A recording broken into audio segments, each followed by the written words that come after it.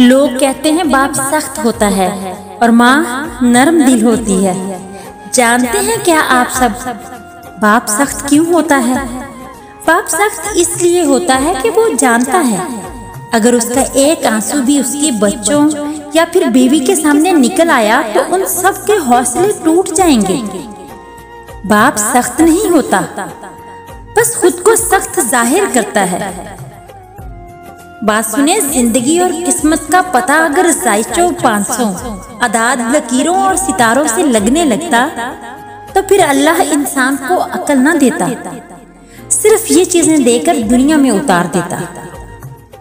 जब मुस्तकबिल बदल नहीं सकते तो उसको जानकर क्या करेंगे?